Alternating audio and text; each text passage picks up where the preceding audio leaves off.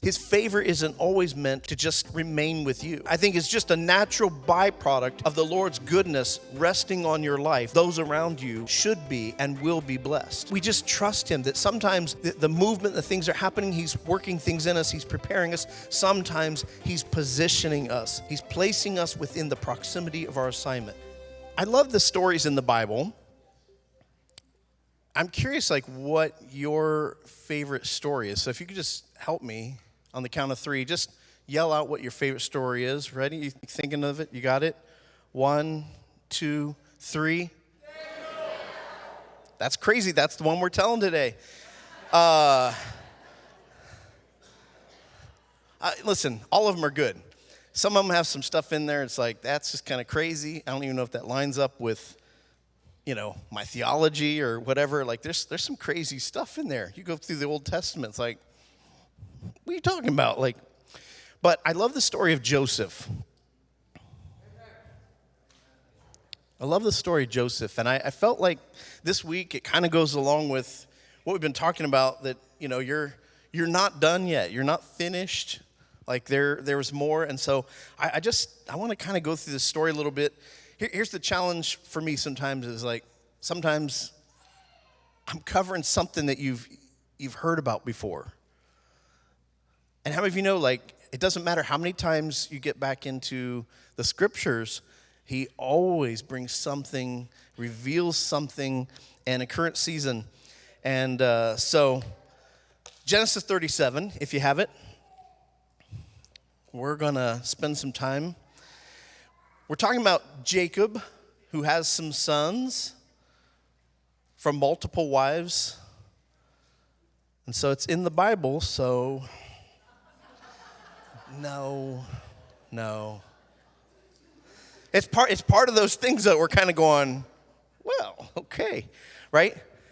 But if you remember the story of Jacob, is kind of interesting, right? And remember, he had this girl that had caught his eye, caught his heart, and he wanted to marry her, and he's tricked, he's delayed all these things, he's given other gals. So he ends up having these sons from multiple wives.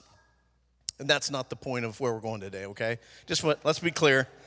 Hear what I'm saying and what I'm not saying. Don't go building a theology out of that. But in that, he ends up finally marrying Rachel, the one that he wanted from the beginning, and has a couple sons from her. And one of them, his name is Joseph. And so, a couple things are happening here. One, he's older in age, and, it's born out of love. And so he really has this fondness toward Joseph, and we all know the story. He makes a special coat or robe with many colors on it. Pretty cool kind of thing. And so his other brothers they're so blessed. They are so blessed. They so love Joseph. It's hey, he's my little bro, and he's just cute and adorable, and Dad loves him, and we love that. Not. So a couple things, it kind of tells us that Joseph is a little bit of a tattletale, because he loves to tell Dad the things that they do wrong. He's quite a bit younger than them. And so Joseph also is tending his father's flocks, but it says that he works for the half-brothers. So you have a lot of dynamics in this relationship, but they love him, and they won't even say a kind word to him. So that's the setting in which we begin the story. But Joseph is 17 and has a couple dreams. And so we want to look at the first one in Genesis 37, 5 through 8. And it says, one night Joseph had a dream, and when he told his brothers about it, they were blessed. They hated him more than ever. Listen to this dream, he said. I'm just picturing it he has this dream. He's so excited. He wants to tell his brothers about it. And what I love in the scriptures is there's so many things it doesn't say. And so we don't know here, is he gloating? Is he I don't know what the attitude of his heart is. I don't know how he does it. But I can picture a little bit, having been that age and with siblings and stuff like that. Listen to this dream.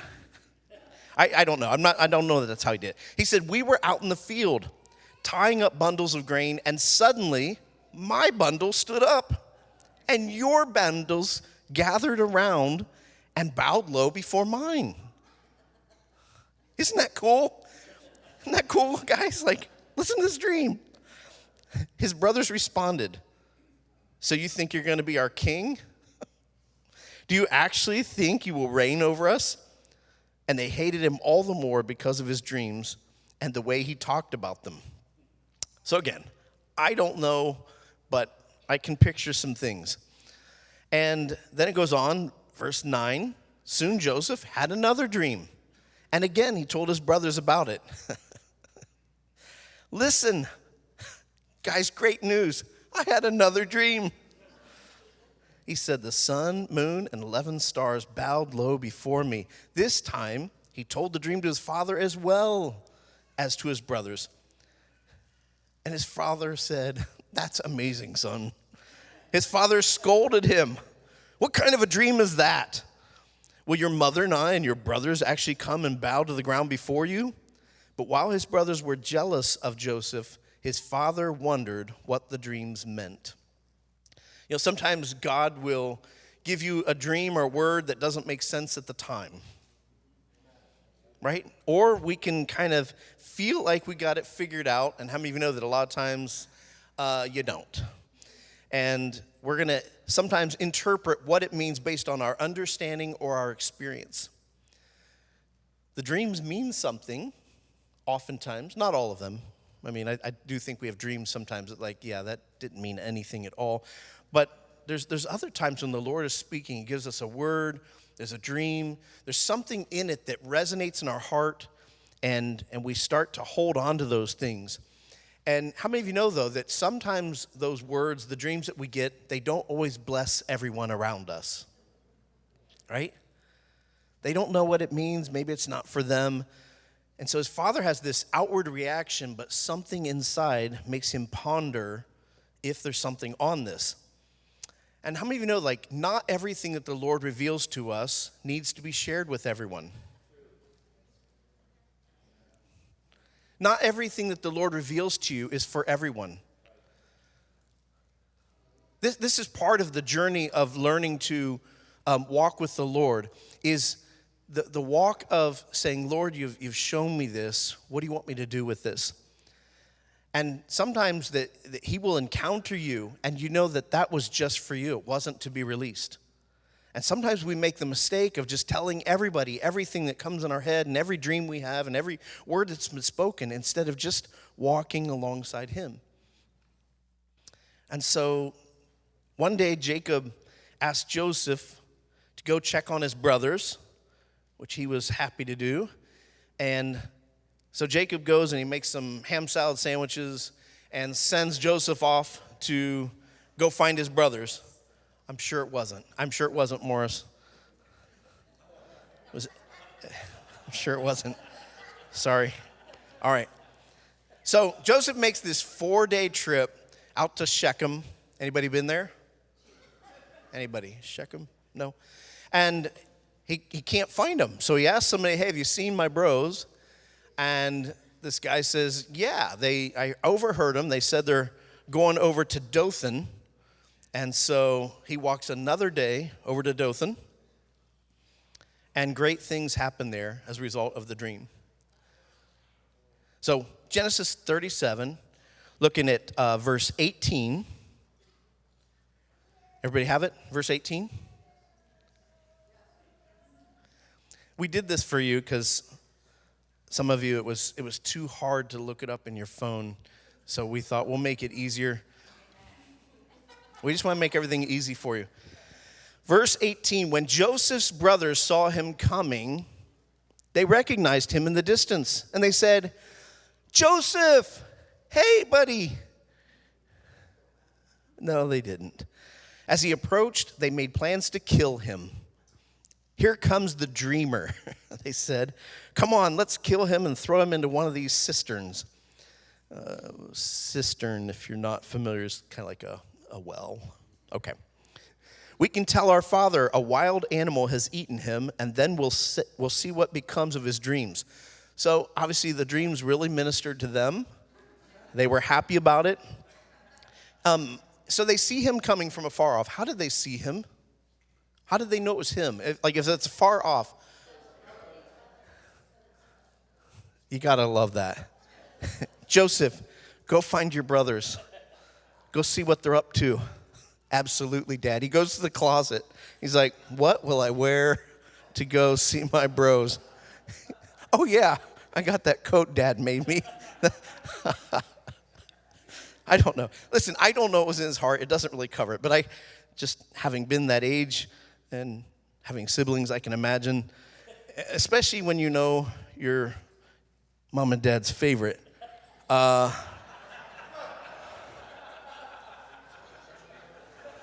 can relate. Sorry, Lisa. No. So he puts on the coat and goes and finds them. And here's the thing. He had a brother named Reuben. Another sandwich.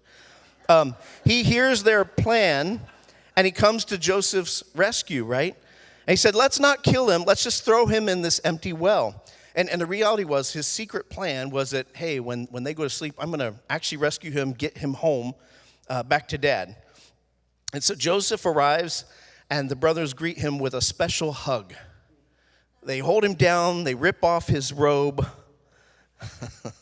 and they throw him in this well, this pit, right? And it says that, meanwhile, some Midianite traders come walking by. They're passing through, and Judah says, what are we actually going to gain by killing our brother? Why don't we just sell him to them? And so they sell their brother for 20 pieces of silver. What a day, right? Let's sell him. So Reuben returns, and he discovers what's happened, and he's upset, and he tears his clothes, and like, what are we going to do? So they devise a plan. They kill a goat. They dip Joseph's robe in it, and they send the robe back to their dad. Look at what we found. Doesn't this robe belong to your son? Another indication of the closeness, right? Doesn't this belong to your son? The father recognizes it, and he assumes that a wild animal's killed him, and he goes into this period of mourning. He says, I'm going to go to the grave mourning for my son. And how many of you know Jacob knew all about deception? The dad, didn't he? Do you remember when he deceives his father for the birthright, the blessing? He uses goat's hair to make his arms all furry. Isn't it interesting that his sons do the same thing to him using goat's blood, right? Just kind of ironic how that works, right? And so, one of the things that we can see is like there is this favor on Joseph, but favor can also cause jealousy in those around you, right? That wasn't his fault or anything. Let's go on. I just want to tell a little bit about the story. So the story gets even better, right? Genesis 39, we fast forward a little bit. We know that Joseph has been sold. He's been sent now to Egypt. And in verse 2, it says, the Lord was with Joseph, so he succeeded in everything he did as he served in the home of his Egyptian master, Potiphar. Potiphar noticed this and realized that the Lord was with Joseph, giving him success in everything he did. This pleased Potiphar, so he soon made Joseph his personal attendant. He put him in charge of his entire household and everything he owned. From the day Joseph was put in charge of his master's household and property, the Lord began to bless Potiphar's household for Joseph's sake. Maybe a little sidebar there, just something for us to notice, that when God places his favor on you and he blesses you, just like we talked about last week, his favor isn't always meant to just remain with you. I think it's just a natural byproduct of the Lord's goodness resting on your life. Those around you should be and will be blessed. You could be working for a company And it may be a company that doesn't know about God, doesn't live up to God's standards and whatever. And if we understand who we are and who is in us, there should be an expectation that they're going to be blessed just because of the goodness of God resting on our life.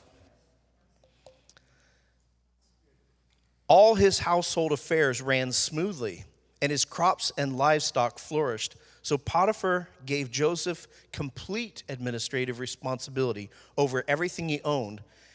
With Joseph there, he didn't worry about a thing except what kind of food to eat.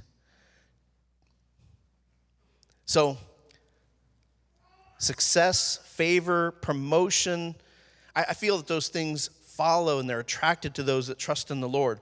And this trust is actually demonstrated by our ability to surrender, be obedient, to be faithful, and I would say even with thanksgiving. So many of the songs we sang about this morning was really about trust and really was about thanksgiving, and even in the midst of our challenges. Does anybody else struggle with that? Here's one of the things, if we're just being honest, because I think we're being honest, right? It's not just me. But sometimes God will give you a dream, and we have an expectation that we're going to see it. But honestly, most of the time, we feel like we're going to see it immediately. And then when it's delayed, when it seems like it's not happening, we start to grumble. We start to complain a little bit, right? Okay, maybe it's just me, right? Especially when it doesn't happen in our time. And I've found in my own life that Thanksgiving is actually one of the keys to releasing things happening. Anybody else experience this in your life, right? So his ability to maintain this posture of thanksgiving, this posture of I'm going to serve, I'm going to do my best in the midst of something that is not fair is astonishing to me. He just seems to keep his focus on God. He's going to serve with all of his might, with all of his heart, as unto the Lord. And as he does this, God's favor just continues to be poured out on him. And it's not just affecting him, it's affecting everybody around him. And how many of you know that favor is actually attractive? Favor is attractive. So, speaking of attractive, it says Joseph was a very handsome and well-built young man. I get it. No, I'm kidding. I'm kidding. So, Potiphar has a wife. We know the story, right? And Potiphar's wife is like, right? She sees Joseph and clearly doesn't have enough to do during the day. And so she is pursuing Joseph, if you know what I mean. Okay. I don't have to spell it out, right? So she's pursuing him every day, constantly. And Joseph says, my master trusts me with everything in his household. No one here has more authority than I do. He has held nothing back from me except you, because you're his wife. Hello. He has held nothing back. How could I do such a wicked thing? It would be a great sin against God. Think about the level of character. Here he is. He's a young man. Says he's built. He's attractive. He's gone from this terrible situation to now immense favor. He's been placed in charge. Think about how young he is, right? Is he still 17? I don't know. But he's still young, right? He's been placed in charge of everything that this man has and owns. A lot of this could have gone to his head. And there's even a moment here where it says no one was around. There was nobody at the house. And yet this character that's within him to say no. He's avoiding her through the whole story. He's avoiding her from her. He's running from her. And in the midst of this, he's like, no. This would be like a sin against the Lord. And So sometimes the favor that comes to us can be a distraction and a temptation to believe that success and favor are because of us. There's something that recognizes that when favor comes upon us, it is from the Lord, and that we are to continue to walk in humility and character. And so it can be tempting to accept the accolades and the attention and the affection of people when his favor comes upon us. But those things oftentimes will come as a test to us. When favor comes, a lot of times it comes with a test. And it can feel like we're doing everything right and everything's going great. We have promises, we have a dream, and all of a sudden we find ourselves in a place where a test comes. Maybe we find ourselves in a place where we're serving someone else's dream. Have you ever experienced that when the Lord speaks to you like something is on your life, he wants to do something through you, with you, and then you end up serving somebody else's dream? Part of that is a test to see what you do with that, to see if you have the character to still serve as unto the Lord. It's not easy, right? Here's the thing. When we keep our eyes focused on God, and it isn't even on what hasn't happened yet, it's just, I'm going to stay faithful to you. I'm going to rest right here in this place with you, kind of like we were this morning, right? And so, one of the questions that came to my mind a little bit is, can you live with a dream while serving someone else's dream? I think that's how the kingdom actually works, is that he puts a dream in our heart and then he says, I want you to go serve somebody else's dream. Part of that is it's a test. Part of it's building our character. It's testing our heart, right? Can you serve without getting critical or complaining? And so how we steward those seasons are going to determine a lot of things. I believe that one of those things determines the timing of things. How much of the delay that we experience sometimes is not God, it's of our own doing. I have lots of stories like this. I have a lot of experience. Proud to say.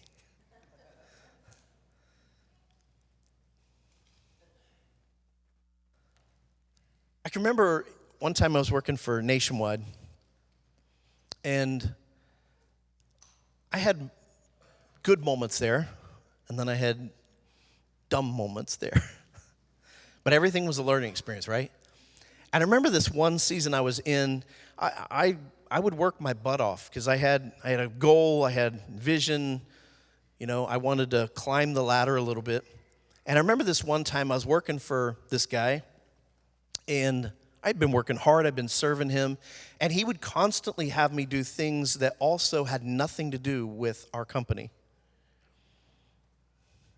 He did other things in the community, he served on some other boards and stuff, so he was constantly bringing me those kind of projects to work on as well.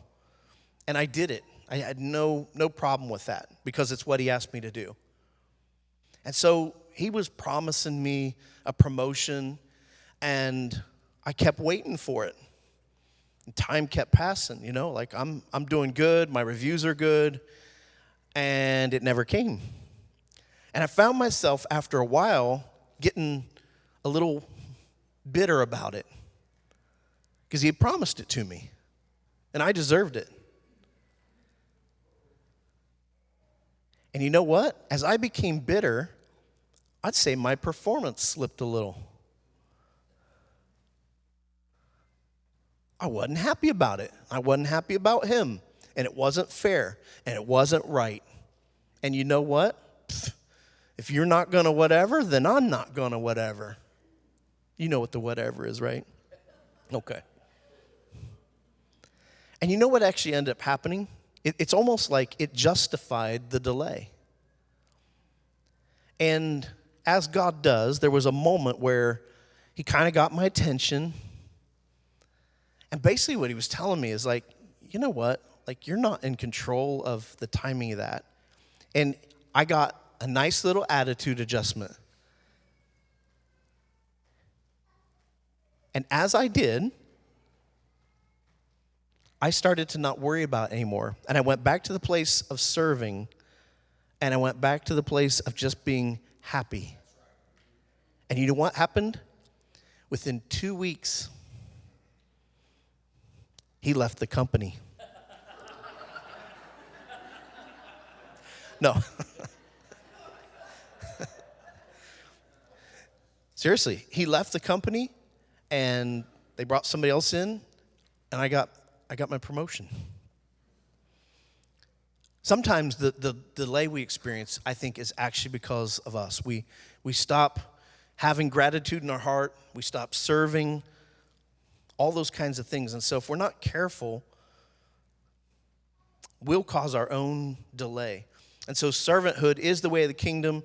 And it's just so interesting that in this situation, he finds himself in the pit. He finds himself in Potiphar's house. And instead of grumbling and complaining, and it's not fair, and all this stuff, in those situations, he just keeps serving, right?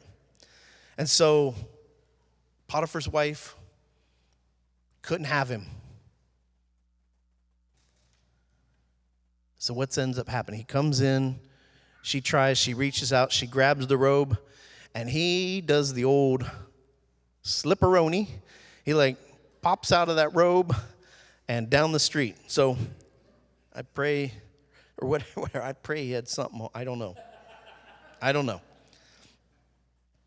But she, realizing that she's got his clothes in her hand, she tells a little story that he tried to rape her, right? Accuses. And then she tells her husband, and he's angry. He has Joseph thrown in the prison, right? So the story goes on, verse 21, but the Lord was with Joseph in the prison and showed him his faithful love, and the Lord made Joseph a favorite with the prison warden. Before long, the warden put Joseph in charge of all the other prisoners and over everything that happened in the prison. Imagine that. The warden had no more worries because Joseph took care of everything. That's a pretty good deal right there. The Lord was with him and caused everything he did to succeed. Imagine that whoever you work with, work for, whatever you're doing, that the person could say, I have no more worries because they take care of everything. We could grumble and complain and say, that's not fair because he's got a job. It ain't my job. I don't even belong here. I didn't do anything wrong. I stood up for what's right. I was walking in character, and this is the favor. This is how I'm repaid. I ain't doing none of that. I ain't doing your work. Right? Anybody? It's about my rights. Anybody? These days? Right? Come on. I wrestle with these things. You may not. I read some of these stories in the Bible, I'm like, man, I really want to believe I would do that. I really do, but I don't know. I don't need a test in that, though. I'm pretty sure I would do the right thing. Something comes out of your mouth and you realize, whoa, that's not a challenge. Not a challenge. Okay. Woo. So God's favor continues on him, even in his unjust captivity. And God uses him to interpret the dreams for two of Pharaoh's servants. And he asks them to remember him when they get out. Don't forget about me, right? The dreams come true, whatever Joseph. So Joseph is just down there. He's serving. He's blessing people. He's allowing the Lord to use him however he wants. And then he tells these guys the meaning of their dream. Those things come true. And he says, don't forget about me. Unfortunately, in verse 23 of chapter 40, it says, Pharaoh's cupbearer, however, forgot all about Joseph, never giving him another thought. Anybody ever been there? Where it just feels like you're totally forgotten, right? It says 2 years went by. 2 more years serving in the prison. See, there'd be another instance to kind of, he does all the right things. He's serving the Lord. He's helping people. He's blessing them. He's interpreting the dreams. I'm hearing from the Lord for you, brother. And they actually get out. It's well, where's my vindication? Where's my rescue? Oh, this could be the place where we get bitter at God. Lord, I was doing your work. I was serving you faithfully. You abandoned me. I'm done. I'm not giving anybody else a word. I'm not going to interpret their dreams. There's a little footnote in the Passion Translation that talks about Psalm 105:18, gives us this additional information about Joseph's time in prison. It says, his feet were bruised by strong shackles and his soul was held by iron. And that last phrase can be translated, his soul entered into iron. The inner strength of loving and serving in painful circumstances made Joseph's soul as strong as iron. He learned to serve and to rule over himself first before God released him to rule over others. Let me read that again. He learned to serve and to rule over himself first before God released him to rule over others. And so that leads us to the palace. Pharaoh has these two dreams, and all of a sudden the cupbearer has this amazing remembrance of, oh yeah, there's this guy in prison. I remember this happened to me. Like, I had a dream. He told me what the dream meant, and it came true. And so Pharaoh can't find anybody that can interpret the dream. And this guy speaks up, and so they go send for Joseph. And so he's summoned from the prison to the palace. He interprets the Pharaoh's dreams, and he says, God is telling us in advance what he's about to do. We're going to have 7 years of prosperity, unusual crops, and then we're going to have 7 years of severe famine. And God even gives him a strategy. And so Genesis 41:38, you still with me? It says, so Pharaoh asked his officials, can we find anyone else like this man, so obviously filled with the Spirit of God?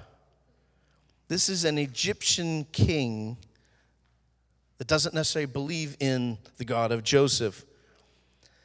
And then Pharaoh said to Joseph, since God has revealed the meaning of the dreams to you, clearly no one else is as intelligent or wise as you are. You will be in charge of my court, and all my people will take orders from you. Only I, sitting on my throne, will have a rank higher than yours, Pharaoh said to Joseph. I hereby put you in charge of the entire land of Egypt. Then Pharaoh removed his signet ring from his chain around his neck, from his hand, and placed on Joseph's finger.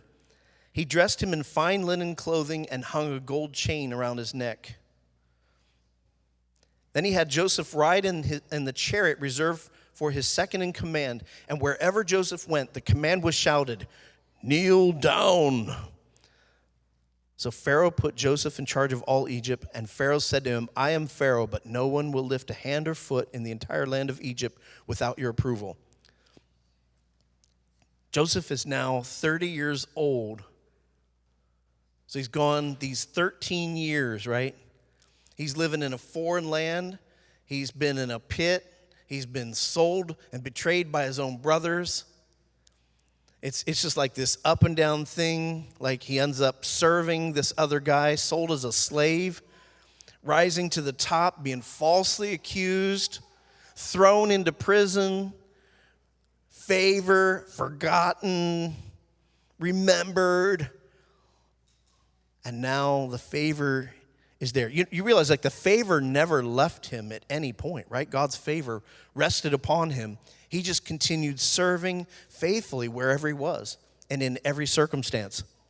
And so this process of dream to betrayal to slavery to prison to promotion and even this place of rescue and restoration, God used Joseph to save many people, both inside and outside of Egypt, including his family, even those that had betrayed him. How many of you have had some things happen to you that weren't fair? They were unjust. It was a betrayal. Absolutely, every one of us.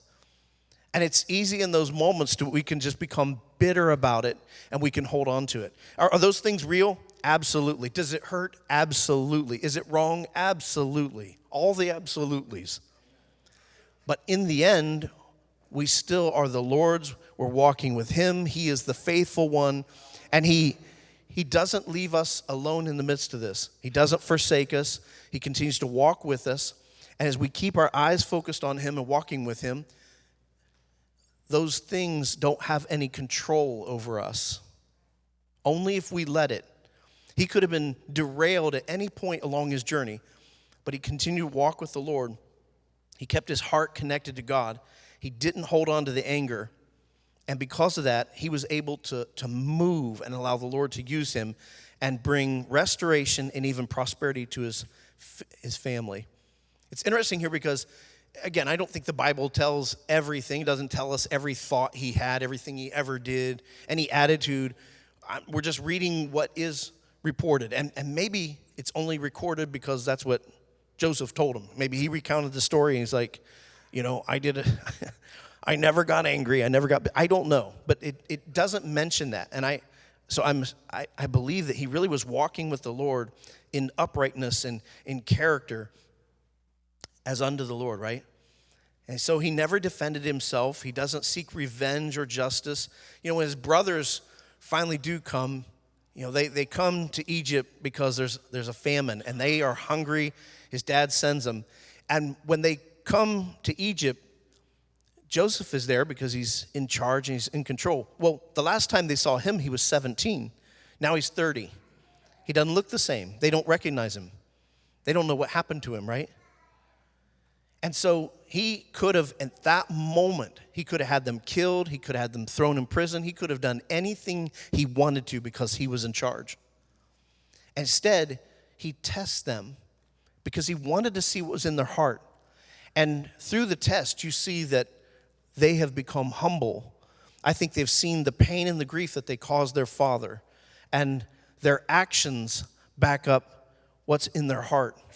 And so God does this amazing restoration. He restores them. He provides. The whole family gets to come, and they're given the best land. They're given everything that they need to prosper. And that was all because of favor. And so, no matter what your journey looks like, no matter where you're at in your journey, you have to understand, does the Lord speak over you? Does the Lord give you dreams and promises and words? Absolutely. But there are these moments, there are seasons sometimes where it feels like we're going the opposite direction.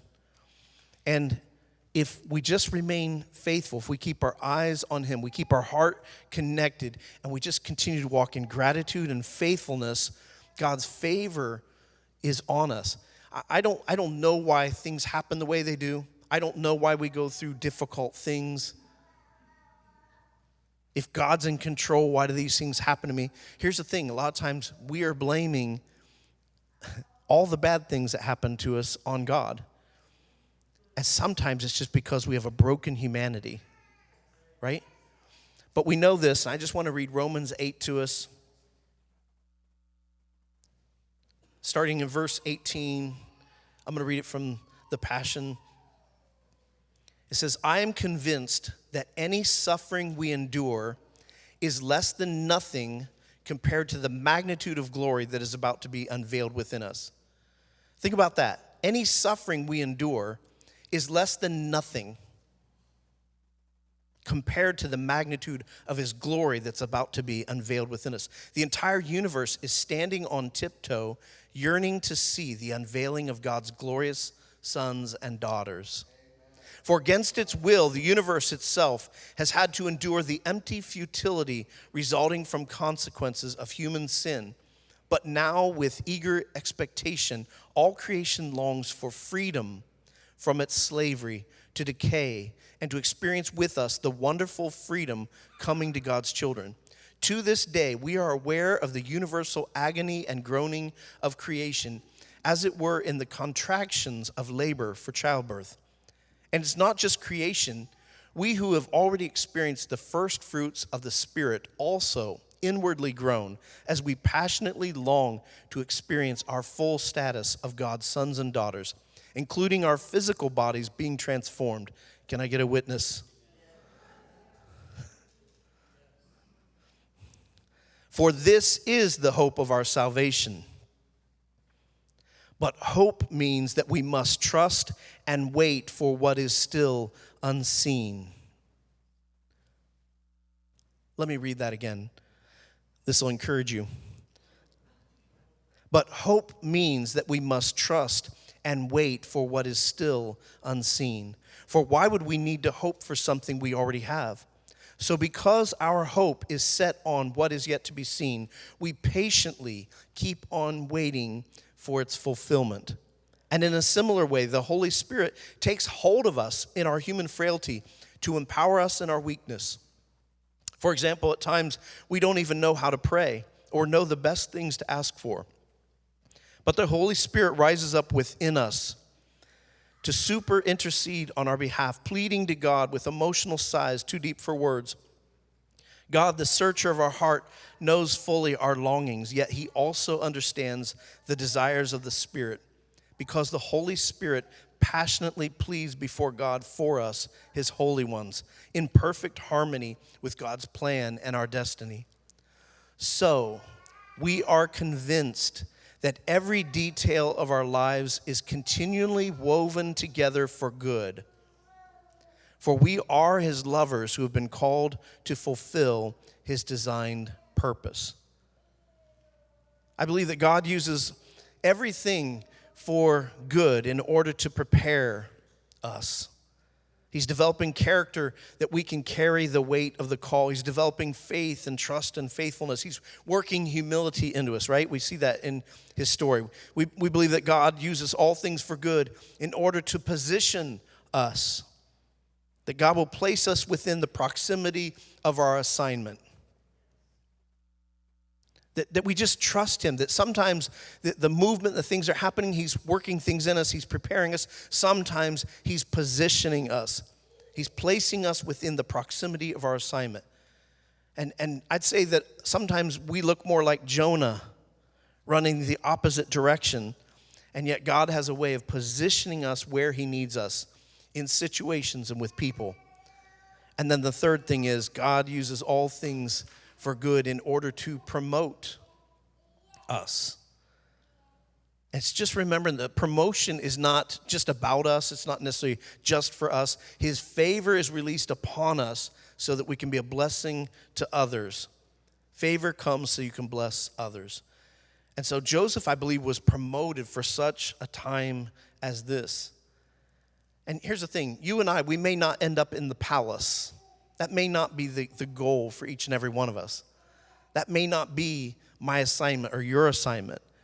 But it's to realize that he will place you in situations and with people to use your story and your experience to help others. Sometimes we're fighting to get out of situations. I would say maybe that's a big part of our prayer life is just rescue me, get me out of this. And there's something to be said about Joseph's story where he just continued to be faithful wherever he ended up. A lot of those situations, it was not just, it was not right, it was undeserved. But I'm so challenged, convicted by his heart and his attitude to just remain faithful unto the Lord in all those situations.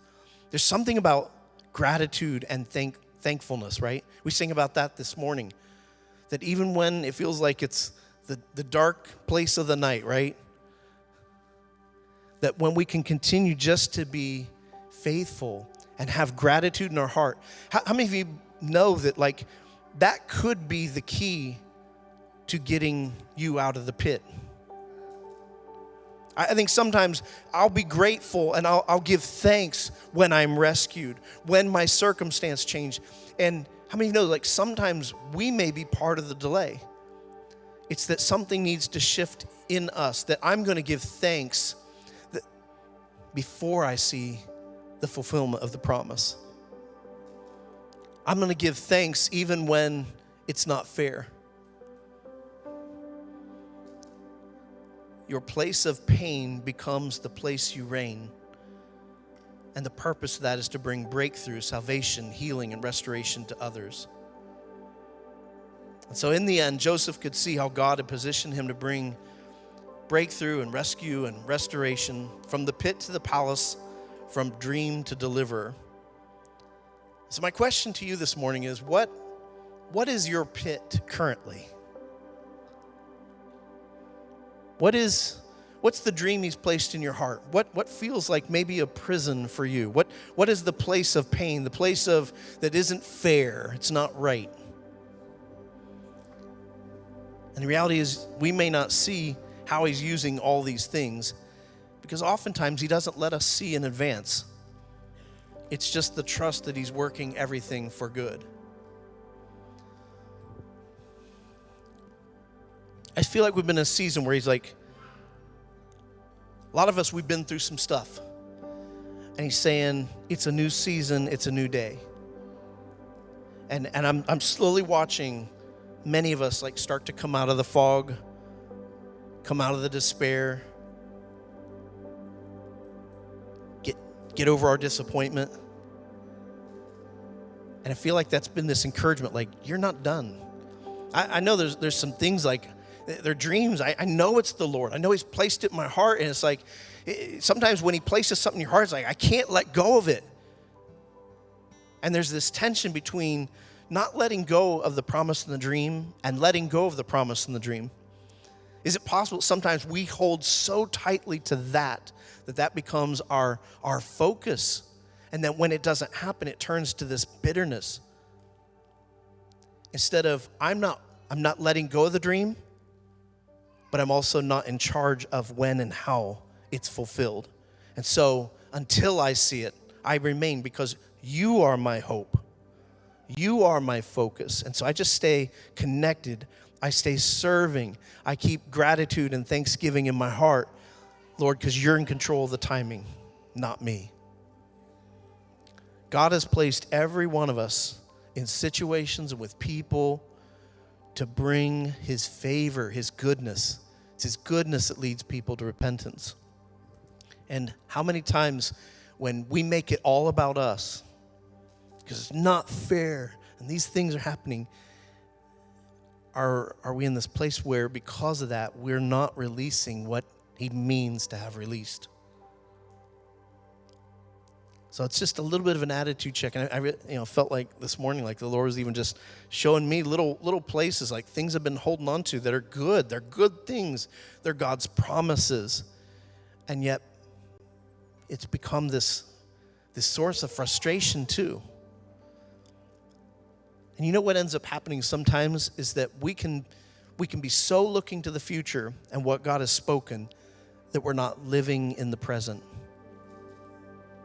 And I think it's better to be living in the present, walking hand in hand, step by step with him.